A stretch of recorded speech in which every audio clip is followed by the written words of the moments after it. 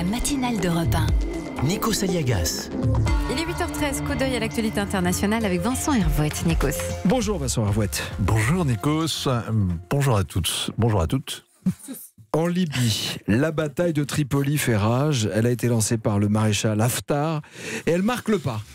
Oui, la guerre de conquête, ça commence toujours en claironnant, et puis ensuite c'est plus confus. Alors le maréchal Haftar contrôle l'est de la Libye, le centre et aussi le sud, dont les tribus viennent de se rallier à son panache chamarré. Il a remis les puits de pétrole en service, et puis après ce détour, direction Tripoli, il veut en finir avec le gouvernement qui ne gouverne rien, coller au mur les voyous à barbichette, les marchands d'esclaves, et les trafiquants qui tiennent la capitale sous leur coupe depuis 8 ans, et puis organiser des élections dans 2 ans.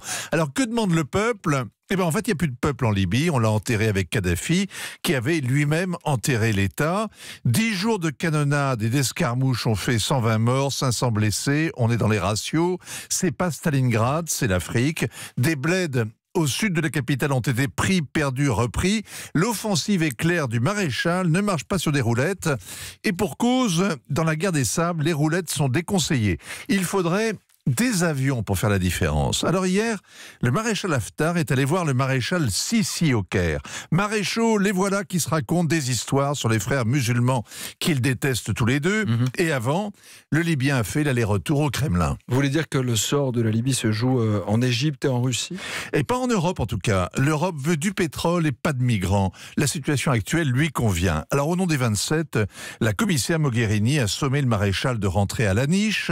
Elle n'en a pas dit autant aux généraux algériens ou soudanais qui ont pris le pouvoir pour éviter le chaos. La France a signé ses vœux pieux européens. Alors c'est très hypocrite car des parachutistes du commandement des opérations spéciales sont aux côtés du maréchal Haftar depuis 2015. On fait ça en douce, à côté de la diplomatie spectacle qui organise des sommets interlibyens qui tournent court. Emmanuel Macron ne joue pas au petit saint. Il n'est pas le pape François. Il n'embrassera pas les bottes du maréchal Haftar, ou il le fera plus tard quand elles seront posées sur le bureau à Tripoli.